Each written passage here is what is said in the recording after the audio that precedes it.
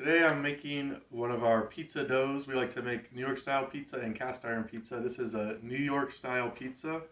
It's one of the things I thought you could never make at home and do successfully, but I have since found otherwise. While we love our local New York pizza place, it's about $40 a pizza out the door after tax and tip.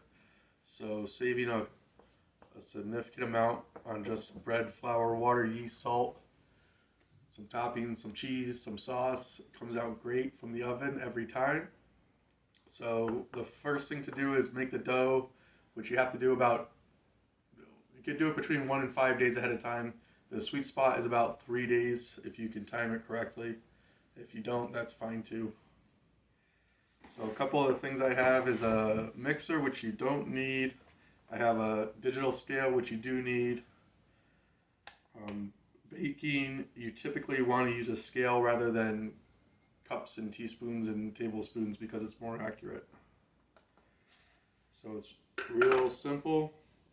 This recipe is in grams, and it's all based on percentage. So you can make as much or as little as you want, and you just take a percentage of the amount of flour that you use. So for me, I use 300 grams of flour, and it's bread flour, which holds up a little bit more when you're stretching.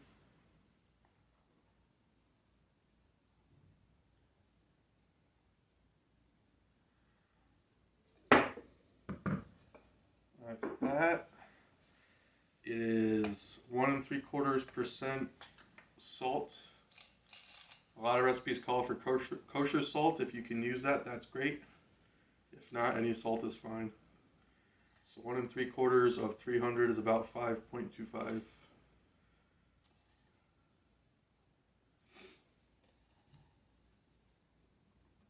My scale only goes by tenths, so I go between 5.2 and 5.3. There's sugar involved.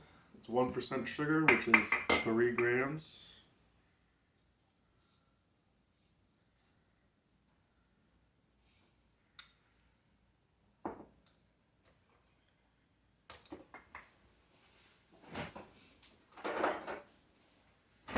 And then 0.5% yeast, which is 1.5 grams.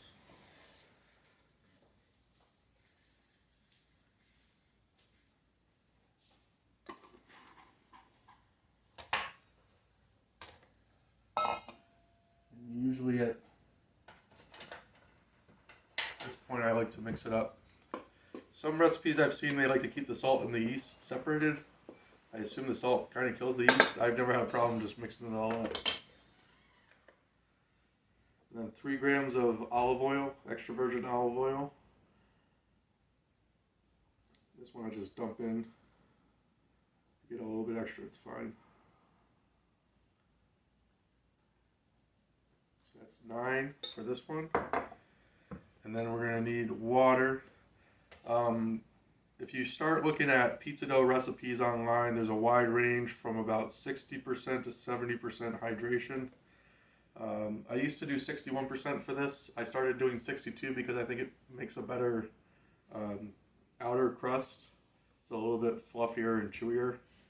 So that's what we're going to do today.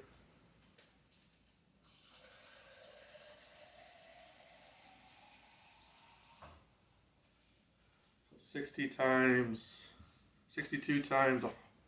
300 is 180 plus 12 is 192.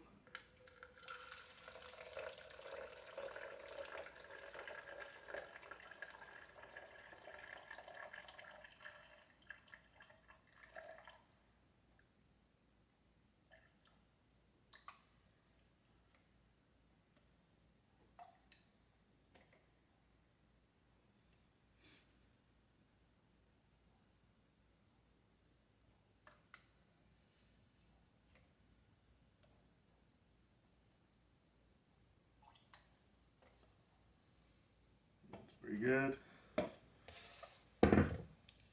Mix this all together. If you don't have, I want to say I got this original recipe from Serious Eats, and he says to just use a food processor and mix it until it all comes together, and then you can go for another minute after that. I use the dough hook on the KitchenAid in basically the same process.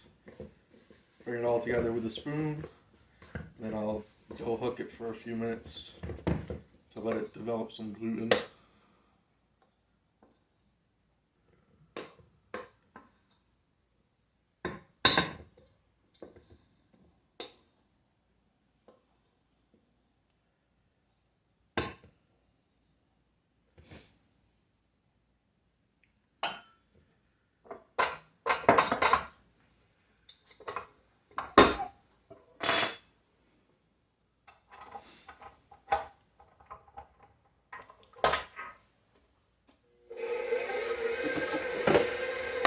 So while that's going, I'm going to put some oil in my container here.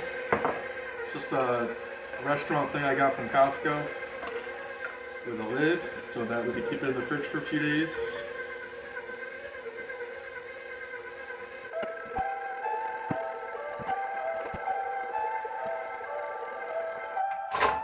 Should be about good.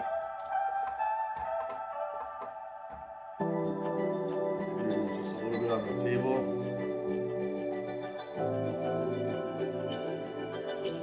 The more you make stuff like this, the more you kind of get a feel for what it's supposed to be. I can tell that this is nice and smooth and it's about ready to go.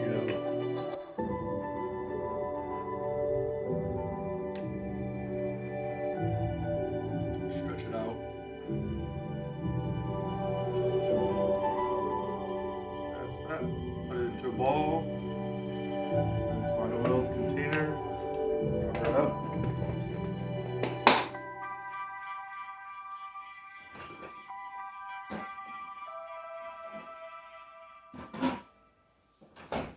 The end. In a few days we could take it out and make pizza out of it.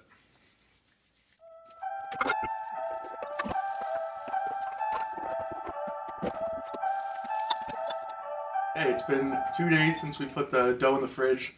My understanding is 3 days is best if you can. Sometimes planning doesn't work out as perfectly as one might hope for. 2 days is fine. My experience is that 3 days is in fact the best for our dough. But you can see that it has in fact risen and taken up the whole thing. So what we're going to do is pull it out, punch it down just a little bit and put it back in. And we have to let it proof at room temperature. You want to do at least 2 hours. When I am a little short on the days, I like to go a little bit longer. So today we're looking at closer to 4 hours because I missed a day that I would have liked to do. And all you're doing is just balling it back up. I like to pinch the bottom. I don't know if that's necessary, but I've seen other people do it. It seems cool. Put it back in, and that'll rise again, and it should be ready in 4 hours. At the same time, I like to put my pizza steel in the oven. I bought my pizza steel using instructions from pizzamaking.com, user Scott123, and I'll link to the post in the description. I got it from reddit.com/pizza, which they have a great, whatever kind of pizza you want to make, they have instructions on how to make it. But Scott123 has a great breakdown of why to use steel, how to order it, how to measure for it, where to buy it from. It ended up costing me about $85 back in 2018. And all it is 2 half-inch thick, and it takes up almost the entire, from front to back of the oven. And then there's a little gap on each side because it's square and the oven is a rectangle. I like to make sure all the stuff from the past is gone so it doesn't burn up the kitchen.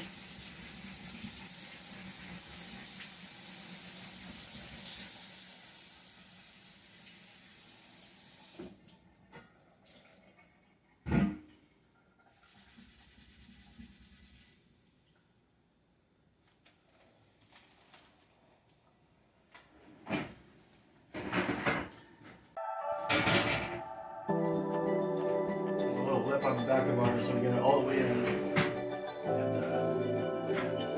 For our pizza steel, it has to be touching the back because it takes up the whole depth of the oven.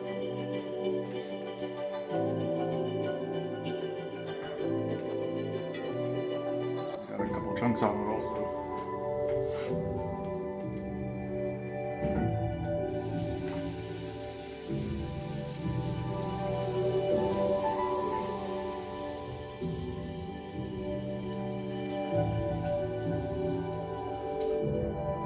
There are other ways. The big benefit of steel is it holds a lot of heat. So when you're trying to get pizza oven level temperatures out of an oven that doesn't reach those temperatures, it really helps to get that crust where it's supposed to be. I've seen other people use aluminum, which is of course a lot lighter and has some of the same physical properties. So you can take a look at that if you don't want to lug steel around. But we've had great results with the steel. So about an hour before I'm ready to bake, I'll turn this to 550. This will be about ready. And we're actually making 2 pizzas today. So this is our pan pizza dough. You can see that's rising nicely. And I'll have a video on how to make that as well. Alright, I'm ready to cook my pizza. I've had the oven preheated at the highest temperature, which for us is 550 degrees, for the last hour. On the work surface, I have a mixture of just regular all-purpose flour and semolina flour. The semolina is like little ball bearings that helps things move. I have a wooden pizza peel for launching and a metal pizza peel for turning and retrieving. So I put a little bit of the all-purpose flour on the wooden peel just to fill in any cracks, keep things nice and smooth. And then I put some semolina on top of that, and that makes launching nice and easy. Everything slides right off. I got all my stuff in place. I'm gonna stretch the dough, lay it on the peel, sauce, cheese, pepperoni, mushrooms, and then launch it into the oven. You can see it's risen quite a bit again.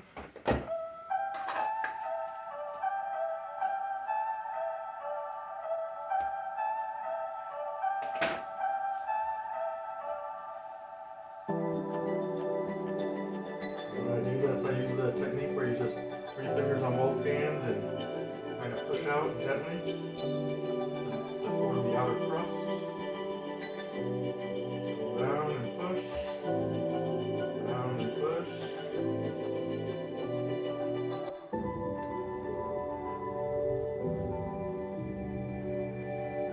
Down and stretch, down and stretch. Sometimes I'll pick it up and do the whole thing. This was really stretching well, and I'm a little worried. I can already see through it. It's nice and thin the way we like it, but I don't want to lift it up and cause a bunch of holes. I'm sure that there are plenty of people that will tell you how to make it better so that you can stretch it as much as you want and toss it and throw it in the air. But this has always worked out great for us, so it's how I do it.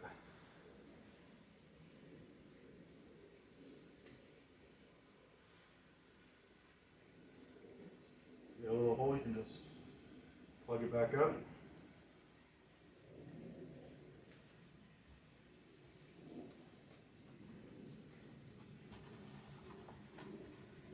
So the peel, I like to use up the whole peel. So it's really an 18-inch pie if you make it round. I try to make a rounded rectangle for that extra surface area. That one stretched out really nicely. It should be there. Nice size pizza. 3 of these worth of sauce. I'm not sure how much that is. I would say 2 worth of sauce would be a standard pizza. I like a little bit extra sauce. I think the flavor is very good.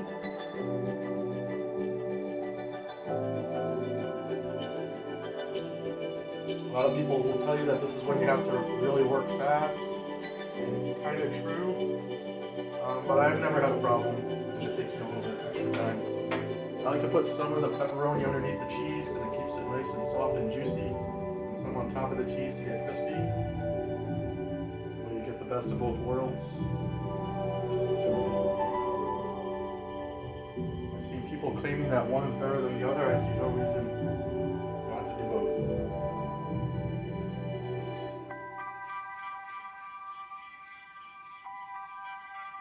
The cheese is low moisture, whole milk mozzarella. All those words are important. You don't want the fresh stuff, it's too watery for this application. That's what you might use on a Neapolitan style pizza. And you want to make sure that it's whole milk and not part skim.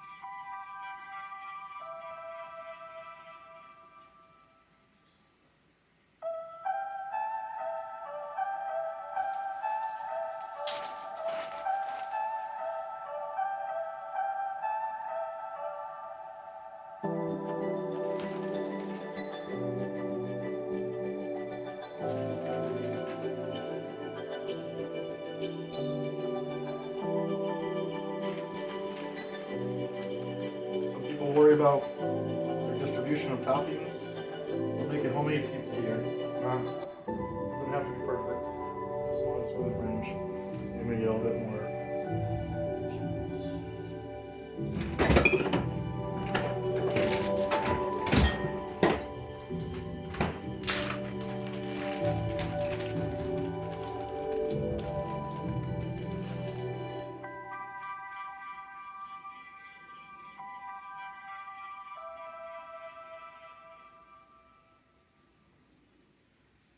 I like my cheese to go almost all the way to the edge.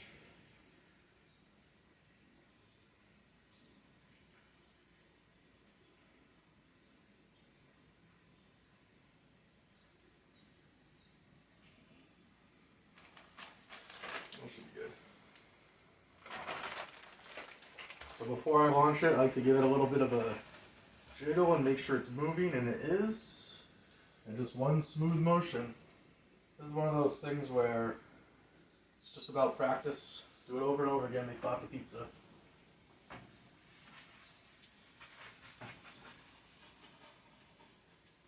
Perfect. That's that. We'll turn on the vent.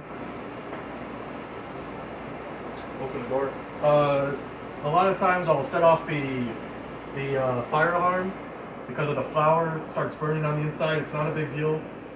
The paddles make a great fan. That's usually what I use.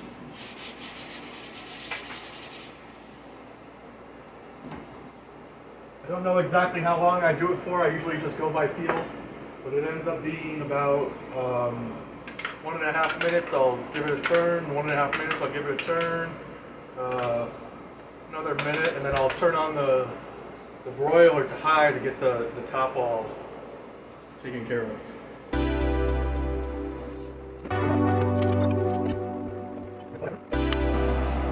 And if you look inside, you can see it's already getting nice and firm. Slide it in, give it a little turn.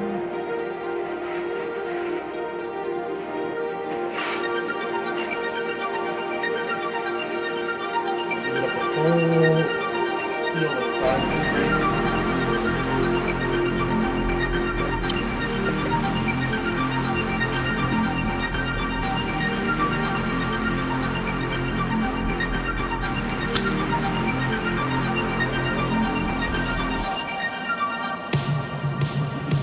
Cheese is starting to bubble.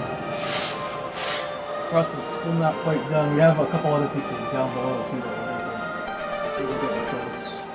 So I'm going to turn on the broiler to high. Now I'll get the top nice and bubbling and crispy and brown. with the sauce, I like to, the extra sauce we just stick in the freezer. Next time we can pull it out, it's ready to go.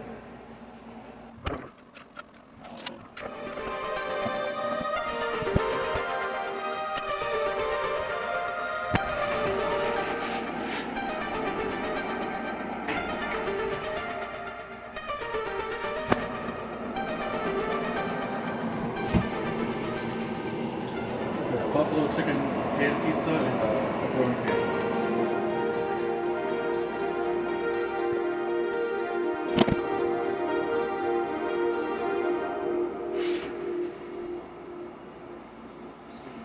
One more minute, almost done.